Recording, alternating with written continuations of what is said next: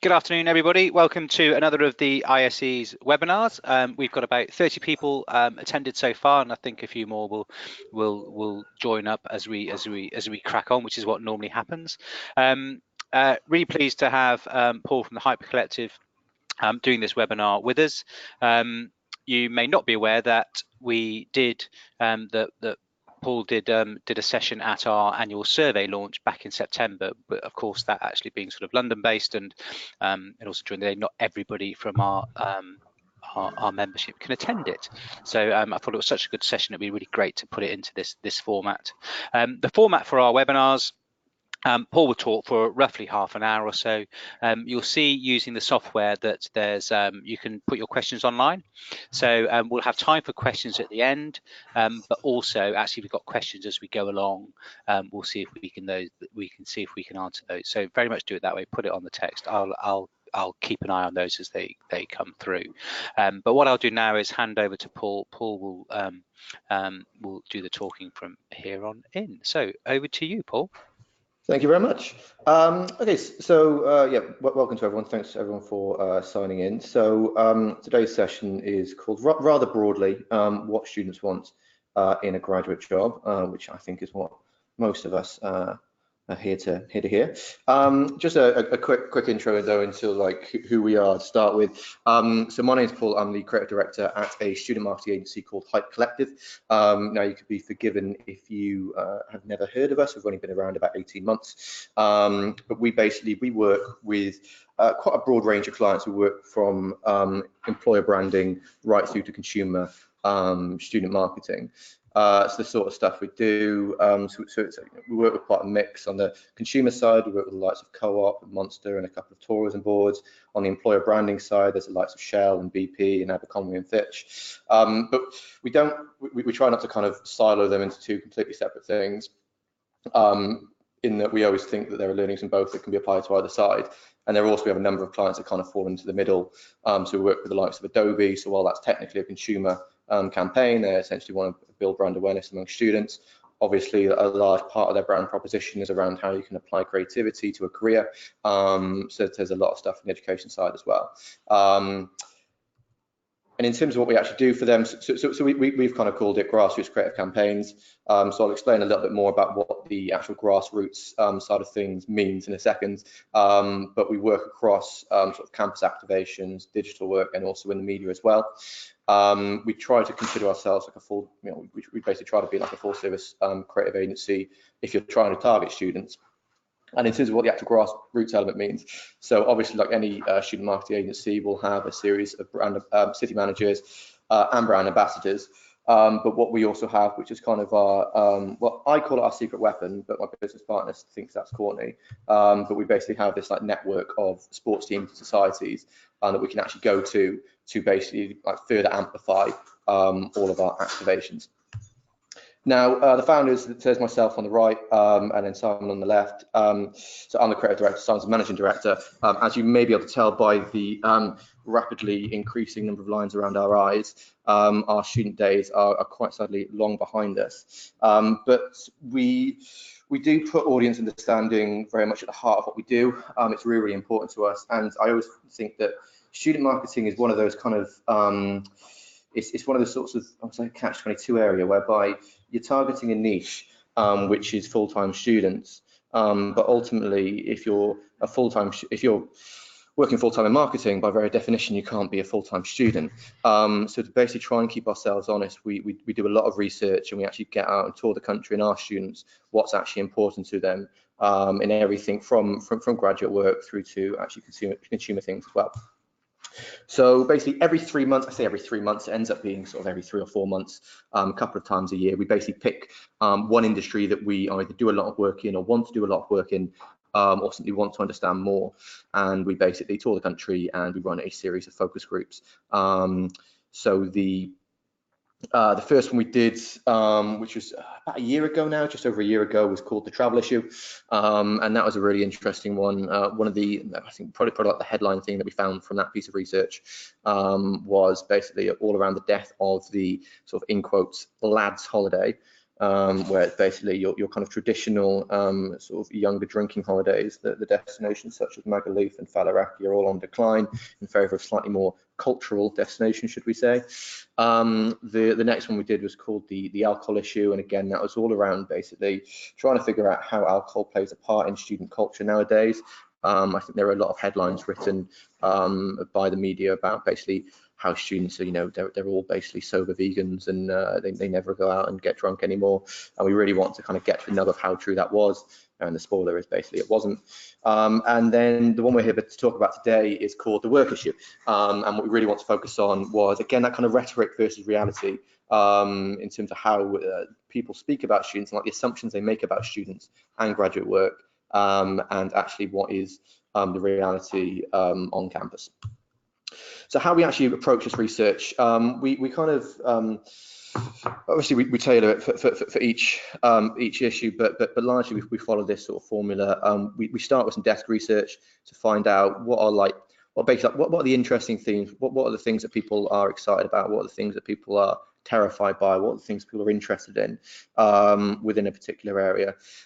Then we do a series of steering group interviews. I'm going to talk a little bit more about them later. We then, the bulk of this research project was very much focus groups. So obviously that's a smaller sample size, but you get to have much deeper conversations. We very much see this as trying to uncover trends rather than necessarily prove sort of nuances within them. After those focus groups, we'll basically follow up with a discussion with the steering group, and then we'll publish the findings. So this report was published a couple of months ago, and then we've done a few sort of events and talks around it over the last sort of 2 or 3 months. So for the work issue, we teamed up with the ISE, who were, and I'm not just saying this because they're hosting the call, but they're absolutely fantastic. And the insights they were able to bring about the challenges that sort of employer branding, basically the challenges that recruiters are facing were absolutely priceless. And the way we kind of approached this was very much they're the expert on the industry side of things, and we are in theory the expert on the student side of things. So together we can actually kind of work sort of hand in hand to produce something both interesting and of value. The steering group, which I briefly touched upon earlier. So how we do this is basically we largely do these projects for 2 reasons. Firstly, we want to be smarter in terms of how we approach briefs, in terms of how we approach our projects. But then also the other half of it is, to be very blunt, it's a bit of a marketing project for ourselves to build our awareness. What we want to do then is, obviously, if we're going to go to all this effort producing this report, we want to make sure that we're actually looking at the areas that the industry is actually talking about. So what we do is we build up a steering group of about 8 or 9 brands. So there's 6 are featured here, but a few, basically, to be on the steering group, you can either be publicly associated with it, or it can be entirely confidential. And basically what it is, completely free to be on, and we basically say in return for you giving up sort of an hour or so of your time and letting us interview you and ask you about all of the challenges and opportunities you're facing, you basically get to have input into the report in terms of actually giving it a steer and like submitting questions and things like that. Now that's really valuable to us because obviously it basically means that we can actually, before going out and conducting this research, really get a good handle on kind of firstly what's important and what's relevant, but also get kind of a bit of a hypothesis for each of the areas that we're going to talk about. In terms of the numbers, so as I said, we did 9 industry interviews. We did 7 focus groups across the UK. I can't remember exactly where we went, but it was a broad range. I think there was Glasgow, Edinburgh, Manchester, Sheffield, Cardiff. I think we did 2 in London as well. But we really do try and make sure that we get a good sort of geographical spread, as well as obviously having a good demographic spread in there as well. We then also stress test a few of these points with a survey. Now, the reason we do that is that the bulk of the findings come from the focus groups, but every now and then we will find an area that, for example, maybe it'll split opinion in the focus groups, maybe it'll be particularly controversial, and we think, well, actually, before we go and publish this and start talking to industry peers about this, we kind of want to stress test it a little bit to make sure it's actually accurate. So for a number of the areas in this report, we then went up and did a follow-on survey, again, nationally, of students, to just basically stress test the areas. And that's basically the methodology. So on to the actual research. So there were 4 key themes that we looked at in this research. And the first one was all about moral values, or more to the point, immoral values. And to give a little bit of background for this one, so again, I kind of touched upon it earlier, and it's something that we look at a lot in all of our research projects. There's always this sort of media profile of what a student is in 2019. There's a stereotype that they're kind of massive sort of like snowflakes, sort of everyone's sober vegans, and you know, they're basically holier than thou generation. And that translated into the world of graduate work is that a lot of people think that it's quite a commonly, that basically they care a lot more about the purpose of their employer than maybe students used to. And our kind of background, and like, again, you basically, you look at how they're talked about in the media, and there's sort of, you know, snowflake generation. There's things around, again, like, if you purely just like took your profile of what a student is off like mainstream media, you could be forgiven for thinking they're all, well, this is the literal photo that was used in that Mail Online piece, which was a crying baby. But we kind of thought that's not accurate, and obviously it's not accurate. Obviously it's like overstated, but we really want to understand exactly where, how overstated is it, and how much the morals actually play a part in students choosing of a job. So the hypothesis was quite simple. It was that they will prioritise the company's values fairly highly, but it will be kind of, you know, top 3 to 5. We didn't think that many students would say it was the #1 reason they go to work for a company. Obviously, there'll be a minority saying that. We thought that money and well-being, general work-life balance would be the top 2, and then kind of values would follow quite soon after that. The findings, interestingly enough, was that actually the majority of students that we spoke to didn't rank morals in the top 5 reasons that they'd choose a job, and actually a lot of them, around a third, didn't even rank it in the top 10. Now, this was quite an interesting finding, because ultimately, I think, you know, we were quite skeptical about how sort of the media talks about students, how the media talks about young people of today. But even we expected this to be a little bit higher than it actually was. Most of them were actually incredibly pragmatic. They gave the sorts of answers you'd expect a 30-year-old to give, or a 40-year-old, or somebody who was pushing retirement. It was all around basically the salary, how much they'd enjoy the job, location, things like that, and also things like prestige and respectability. When we got into areas that they did have a moral issue with, interestingly, normally, so we asked this question in every focus group. Basically said, are there any industries that you wouldn't want to work in? So this was unprompted. This wasn't like asking people about specific industries. This was, which are the ones that you actually have a really poor perception of. And it was pharmaceutical and actually the media that were the least trusted industries within the focus groups. It's very interesting that the majority of students didn't bring up your, should we say, traditional baddies, the likes of oil and gas and things like that, and arms companies. They actually brought up pharmaceutical and the media. Now, when we sort of drilled into why it was those 2 areas, pharmaceutical, that was very much tied into the conversations around privatisation of the NHS. A lot of them referenced that kind of trend, that shift towards privatisation of the National Health Service. And they basically said that they felt skeptical that you could work in a for-profit business that's in healthcare without effectively doing bad, without, like, you know, selling drugs that you shouldn't be selling, or without pushing certain areas that you shouldn't be pushing, or simply cutting things that you shouldn't be cutting. So like the actual pharmaceutical sector and the students that we spoke to very much got tied up in that sort of privatization debate of the NHS. The other one was the media, and that was also, again, very tied to politics. It was tied to basically the media's role in the rise of populism over the last couple of years, was something that was brought up a couple of times, again, unprompted by the students. Another really interesting one, Brexit, was met with a bit of a shrug. So we really want to talk to them. Obviously, it's the kind of the biggest political issue on the agenda, on pretty much anyone's agenda at the moment. And we wanted to understand, basically, would you go and work for a company if their board or their CEO was publicly and transparently pro-Brexit? And we expected most students to kind of be a bit squeamish about this, but actually, again, they were a lot more pragmatic. We didn't bring up specifically the example of Dyson, because obviously that probably the highest profile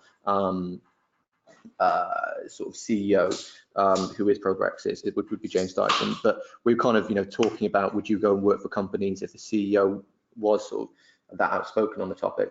And most of them, again, they're incredibly pragmatic, and the way they saw it, and I think like, we don't have any data to kind of reference this to, like from 10, 15 years ago, but over the last 5 to 10 years, brands have become much more willing to engage in issues that are political.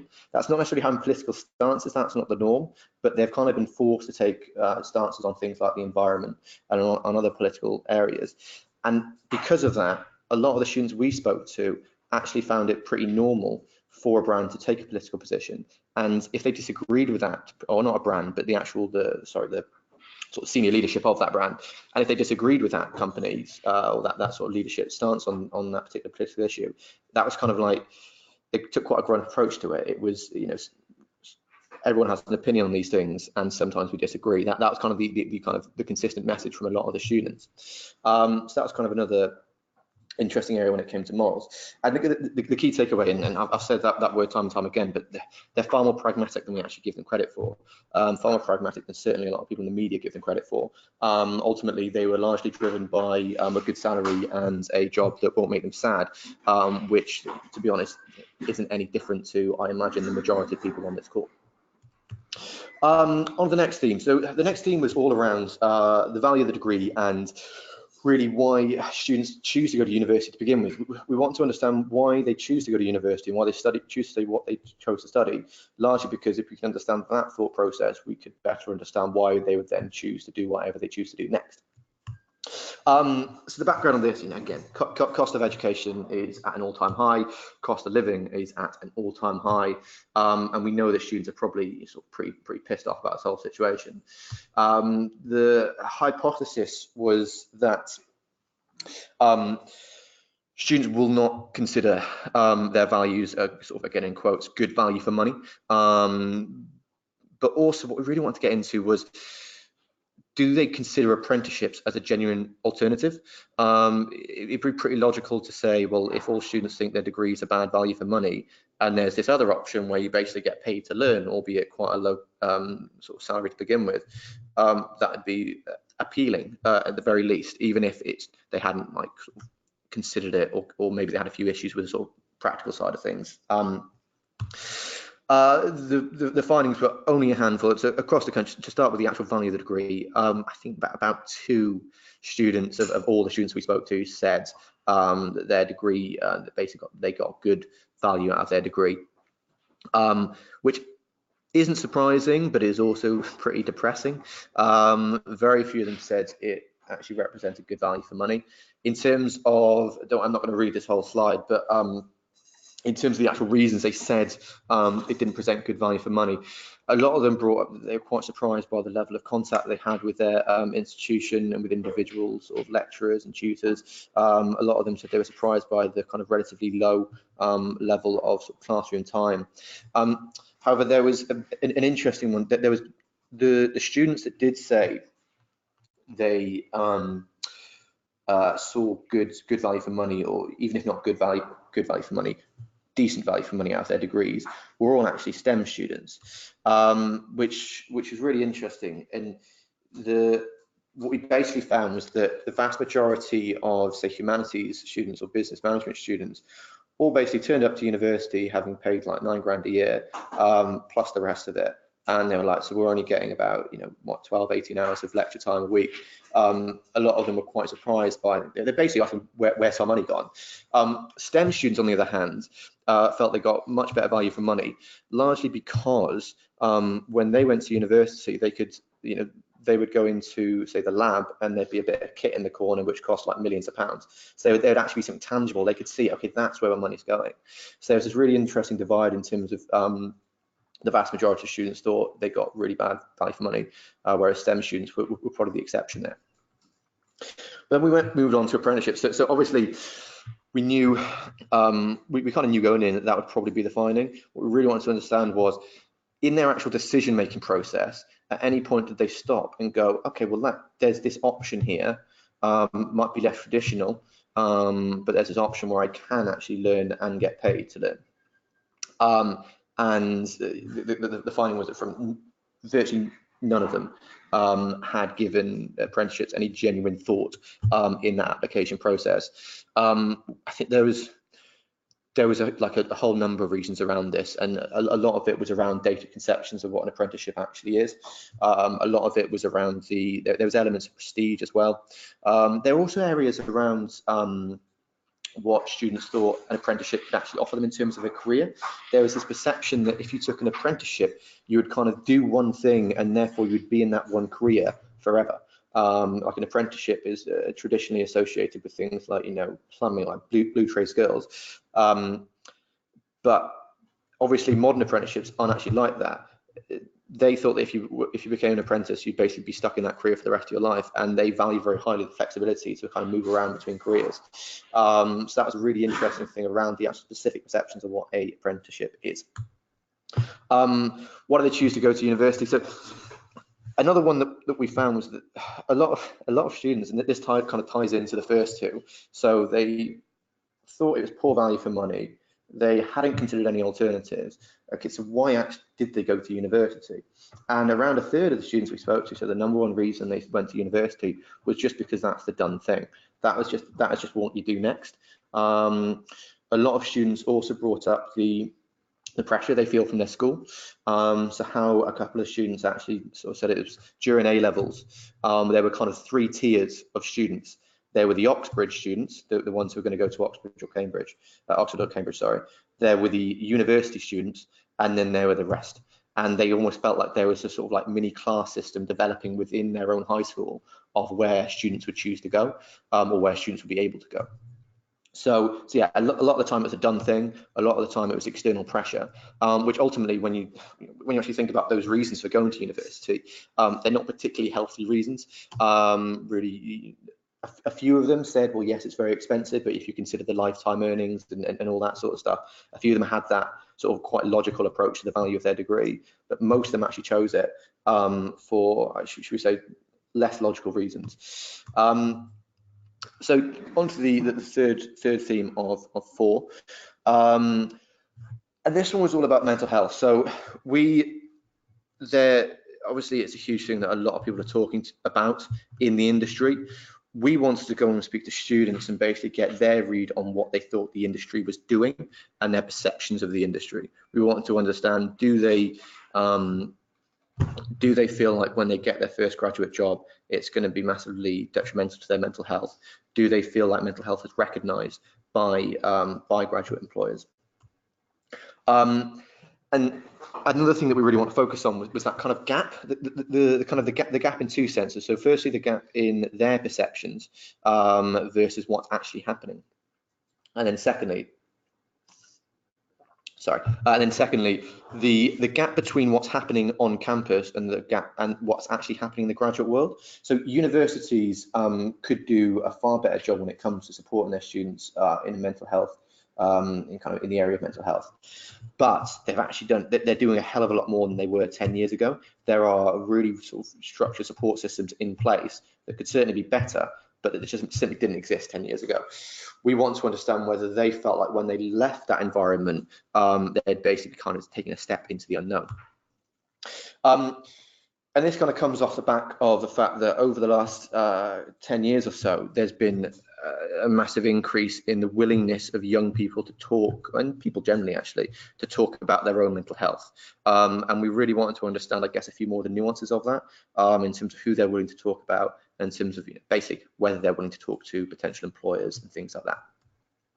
So the hypothesis with this was really that young people will feel more confident than ever with discussing basically mental health with their peers, but they won't with their employer, and that will be down to a lot of perceptions that they have about what a typical graduate employer, or basically how a typical graduate employer would handle mental health. Now, the findings that that we found, so we were actually, we felt that some of the findings were actually really positive. So 90%, in fact, it was a little bit more than that in the actual focus group. So I think that came from the survey, but over 90% of the focus groups of students we spoke to said that they were willing to talk about mental health with a friend. There wasn't a single student in the focus groups that said that they'd be uncomfortable talking about mental health with a friend or a peer. Obviously, there's sort of 5–10% who didn't answer, so you can kind of imply from that or infer from that what you will. But the fact is, the vast majority of students were comfortable talking about mental health with a friend, which I think is again, we tried to find a stat to compare this to from 10 years ago, and we couldn't find one, which I think is quite telling in itself, in that we weren't even kind of thinking about this 10, 15 years ago. But certainly back, I hate the phrase, but back in my day, when I was in university, there were 1 or 2 people in my friendship group who would talk about their mental health because they'd had a history of depression, but everyone thought that was incredibly brave. Everyone had a huge amount of respect for them because of how the kind of the amount of courage it required to actually talk about that. Whereas nowadays, it feels like it's much more normal to discuss depression or anxiety, even in quite a kind of a flippant and casual way. The other thing that we found was that we kind of expected that students would kind of feel that way about discussing it with friends. We thought there'd be a huge drop-off when it came to talking about it with family, but actually 2/3 of the students that we spoke to in our focus group says they were willing to discuss it with their family. Now, I'll clarify that was the wording of the question was, would you feel comfortable talking about it with a specific family member? So this isn't like, sitting down for Sunday roast and basically talking about it openly with everyone, but 2/3 of them did feel there were people in their family that they could just confidently and comfortably talk to. And that struck us, again, as really positive. We expected them to be a huge generational divide and a much bigger gap than there actually was between people who are willing to talk about their own mental health with their friends and people who would be willing to talk about it at home. But actually that proved not to be the case. So that was really positive. Moving on to how it actually affects their perception of how that would work in the workplace. So 75% of them said that they wouldn't feel comfortable talking about their mental health with an employer. Now, the main reason for that was essentially fear of discrimination. They felt that if they told their employer, either in an interview scenario or after the interview, when they've got the job, when they're at work, that they had a history of mental health problems, that would count against them. That if it was an interview scenario, they'd be less likely to get the job. But if it was in a normal work environment, then they might be judged harshly. If it was in a high pressure environment, their boss might not put them forward for certain jobs because they thought they were incapable of doing them. Again, I'll share this afterwards, and there were some really interesting quotes around specifically the interview scenario. A lot of students basically said that they wanted the employers to have a very public and transparent approach to mental health. But when we started talking about how should employers communicate that to you, should they be talking about it, when you first meet, it's a very important issue, should we be discussing it right at the start? They all said that no, the majority of them said no, they wouldn't want to discuss it at that stage because ultimately they'd feel like they were going to be that they would be kind of judged harshly, and that their chance of getting that job would be diminished. A lot of them said things like, in an interview scenario, there's normally a right and a wrong answer. However, there isn't on mental health, and there shouldn't be. And that was kind of the general consensus of kind of discussing mental health in an interview scenario. Assessment processes were judged. So the students we spoke to were a broad range of first, second, and third years, but the ones in third years had already started applying for graduate roles. Said assessment processes were really stressful and basically triggers for anxiety. Some of the students said there's one quote, which I can't remember whether it was on the previous slide, but basically saying that they are talking to a robot, and this robot will basically determine their self-worth. It was seen as very cold. Obviously, a lot of processes have been automated over the last 5 to 10 years, which can make our job as recruiters much easier. It can make us a lot more efficient. But I think sometimes we should stop, kind of pause and think about how that actually affects students who are going through those processes. Because ultimately, if they feel like their self-worth is being judged by a robot, to quote one of the students, that is obviously going to diminish the amount that they actually want to work at that company. So there's that could theoretically hit your acceptance rates. The other thing, and this is, I always like, I'm I'm a huge advocate for mental health support in the workplace, but I'm always hesitant to make a business case for it, because I just think it's something that we should just all be doing. But I'm conscious that a lot of people still need to make that business case to their bosses and their budget holders. Here was kind of the headline stat from the focus groups in terms of mental health support in the workplace. So 2/3 of the focus group attendees agreed with the phrase, I would be significantly more likely, there's actually a word missing there, I'd be significantly more likely to want to work for a company that had a public and transparent approach to mental health. And that was the same across across backgrounds, across age groups, across sort of degree subjects. And it was really interesting, because coming away from that focus group, it was quite clear to me that they actually expected employers, quite pessimistically expected employers, not to have any sort of structured approach to mental health. Whereas obviously, I think we know from the industry side that a lot of people are trying to do a lot more. Now, again, we've got an awful lot more to do, but it became quite clear to me in these focus groups that what we have actually done as an industry has not cut through to students, in that they still expect it to be like, they still expect the mental health conversation to be like the conversation was 10 years ago. When we asked them, okay, so what do you actually want to see on a public and a transparent approach to mental health? They brought up things like simply recognizing that mental health is legitimate sickness, that I can call in sick if I'm suffering from depression or anxiety. And they weren't even asking for that much, which is pretty depressing when you think about it, because it's so little they kind of like expect of us as an industry. So certainly, I think there's a lot more that we can do in terms of actually like the structures and processes we can put in place to support graduates and generally more generally our employees. I think we've also got to recognise that we're not communicating that as an industry particularly well to students at the moment. So there's a couple of things which I'm just going to quickly fly through. So I'm obviously I'm an advocate, but I'm very much not an expert on mental health.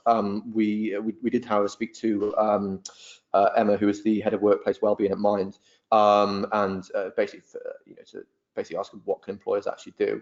And they've got a whole section, kind of a whole like graduate work, well, whole work section, sorry, on their website. Around what employers can do, and they have things like free resources, training courses, wellbeing booklets, basically like resources you can actually use to better sort of equip your organisation to support your employees on mental health. Another thing that we're actually looking at as a company, as an agency, is mental health first aid. So this is something that we hadn't thought, I personally hadn't heard of this about 3 months ago, until I was doing a bit of research and reaching out to a few organisations for this report. And the basic principle of mental health first aid is it's not to get you to the point where you could be a counsellor, but it's to kind of get you to a point where if your employee comes to you and says, I'm really struggling with anxiety at the moment, you kind of know what the next steps are. You're not going to fix it yourself, but you basically, you know that you can actually handle it in a responsible manner. And again, they offer all sorts of resources, and they and kind of licensing and accreditation. This is Mental Health First Aid England. There's definitely an organisation in Wales. I'm fairly sure there's one in Scotland, and I assume there's one in Northern Ireland as well. But this is like, it's basically it's a national charity across England, but there's like an upper body who basically works with like international bodies. So it's something that's kind of rolled out internationally. And again, this is something that we're looking to do as an agency, and I'd encourage everyone to look into doing as well. Another thing that we looked at as part of this kind of research, because we were quite keen, I think a lot of people, when they do this sorts of research, will just focus on the problems rather than the solutions. So we really did want to try and find a couple of like tangible things that organisations can do. And during the research phase, again, we kind of stumbled across this fantastic organisation called Spill, and they are basically, it's message-based therapy. So the idea is it's professional and licensed counsellors, and basically rather than accessing it through your more traditional sort of setting, actually going into a counsellor's office and speaking to them, you basically do it through a text-based platform, and it's really fascinating. We actually did a full event around this topic, mental health and graduate work, a couple of weeks ago, and we had them on to speak, and they're doing some really good things. So yeah, again, it's something that I encourage everyone to look into. That brings to the end of the mental health chapter. So the fourth and final theme was all around how nobody wants to be a lifer. So the background to this one was the stereotype is that Gen Z or Gen Z, if you're British, is basically a very, very flaky generation. And I know that a lot of employers are very concerned that basically students will either, or graduates will basically become job hoppers, or they will accept the job and just not even turn up on the first day to begin with. We know that because there's data that is actually on the increase. And again, there's a lot said around young people kind of more happy kind of sticking with their employer. And basically our hypothesis was that we were looking at kind of perception gap, and our hypothesis was actually that this theme was overstated, that it was a bit of a cliche and that it was built on misconceptions. We thought that yes, young people would value the flexibility to be able to job hop, but in the very unstable society that we find ourselves in nowadays in 2019, and the kind of the less stable employment prospects that are on offer, we thought that the option, and we very much phrased it as like the option of a longer term stay, which for the sake of study we defined for 5 to 10 years, would actually be like really valuable to students. And the findings were that we were completely wrong about that. Basically, when we spoke to students, we basically said to them, like, you know, if you had the option of sticking around for 5 to 10 years in your first job, like the stability and the understanding that you knew you'd be able to progress, would you, if knowing it's just the option was there for you, would you rank that highly? And hardly anyone did. There is this perception from students that when they graduate, they kind of expect to be in their first job for about 1 to 2 years. And they actually thought that staying longer would damage their career prospects. A lot of students would basically answer something along the lines of, yes, of course, I'd love to stick around longer, but I'm going to lose out on salary increases and promotions in terms of responsibilities and titles as well. They're very, very skeptical that if you stayed in an organization for example, 5 years, you would actually progress quickly. And you know, they'd be happy to stick around for longer. They'd see it as more valuable if they were actually convinced that was the case, but they're skeptical that it actually was. And this kind of led us to the actual, you know, we work with a lot of brands who are hiring graduates, and you know, we do stuff on campus with them. We go to careers fairs. And I find that most of our clients, or most of our prospects as well, if they're going to do this, they'll very typically send along like the lifer. They'll send along somebody who's, oh yeah, so and so, that's you know, Mr. Brand. They've been here 18 years, and you know, they started in the you know, in this section. They've worked all the way up, and they absolutely love the company. Actually, that is the completely wrong approach, because when we talk to students about that, they're actually put off by that concept. They were actually like, why would you stay at a company for 20 years? And regardless of the many answers there are to that question, they just simply couldn't really sort of compute that. You're far better off sending somebody along to these fairs who's been at the organization, say 3 to 5 years. So they'd expect to be there like 1 to 2 years. If you send someone who's been at 3 to 5 years and has progressed a lot during that period, you're kind of far more likely to resonate with them as an audience. Now, of course, we actually know that 1 to 2 year figure that's a perception of them, not the actual reality. So ISE were kind of able to provide the data of how long a typical graduate does stick around, and it was just over 3.5 years. So again, it was interesting. We set out on this research trying to find the perception gap, or that gap between the perception of what society thinks of students and what students are actually like, but we actually ended up stumbling upon a couple of gaps of what students think of employers. And then what employers are actually like. So again, both sort of in terms of mental health and also sticking around. So that brings us to the end of the report. Now this is, if you do want to download the full report, it's on our website, hyperflex.co.uk/recruitment. I say the full report, I've pretty much gone through everything here, but if you do ever want to refer to it in the future, yeah, head on over to there. In terms of what's next, so we are, just before we kind of open it up for questions, or I hand back over to Stephen, Our next research project is all around parents as influencers. So basically, over the last couple of months, we've seen a lot of research around, last year or two, seen a lot of research around how influential parents are in that sort of decision to take a graduate job. And every time there's that bit of research, we kind of ask, okay, so what should we do about this? And a lot of people can't answer that question. So basically, what we really want to do is identify, not just ask whether parents are influencers in the job, like when it comes to choosing jobs, but how they influence things. What are the pressure points? Is it prestige? Is it worrying about money?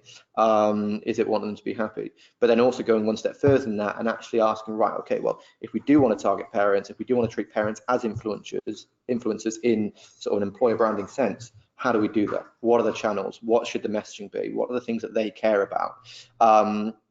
So that's going to be the next kind of piece of research we do.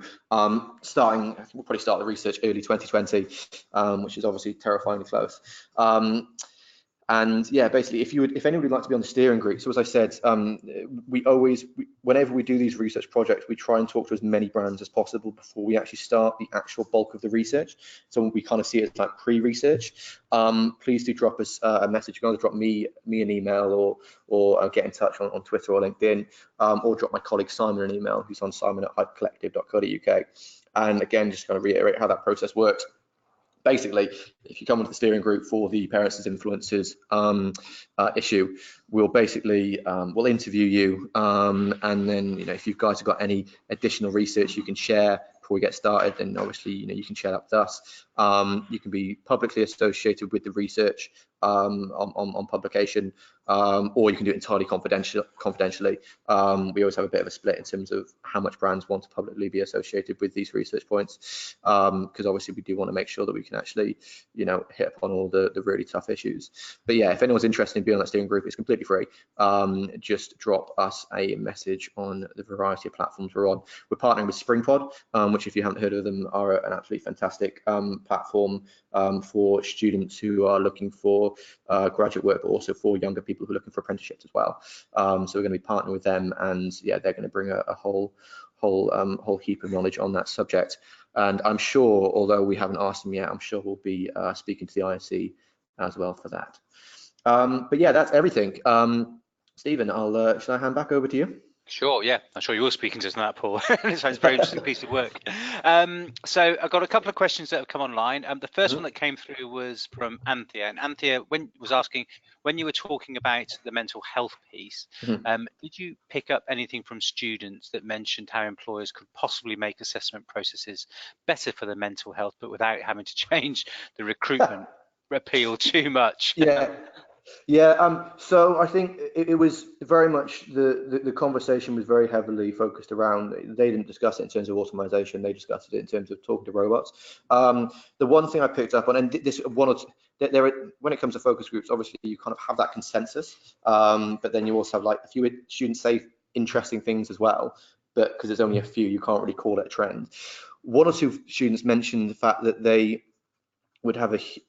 would find a lot of value in having like a single piece of a single human connection throughout the entire process. So almost like somebody where you say, okay, well, this is so and so. They're not going to be making any decisions on whether we hire you or not. They're going to be like an independent person within the organisation that you can ask questions to. You can get a bit of support on. You can run things by, and they mentioned like things around basically having some other form of human connection alongside this. So obviously there are business reasons that we do automate the process, as unpopular as they might be to certain students. But yeah, just anything where you can kind of build a human connection and a human connection that lasts, because that way at the end of that process as well, that would basically improve your not just acceptance rate, but actually the rate of people that actually do turn up on day one, because if they feel they've already got a human connection with somebody in that organization, they're going to already feel part of it. So yeah, I think that was one of the I think that's the only tangible example that students brought up. But yeah, it's all about like that relationship element. Cool, thanks, Paul. And I think on the mental health piece, there's I pick up so much conversations happening on campus and also actually through schools education. I think for employers that messaging around this aren't geared up to it, I think there is they're going to face a lot more awareness from students, because students are coming with this language now. So I think they're going to expect employers to do. So I think we as the ISE will be doing more of this as well in the future.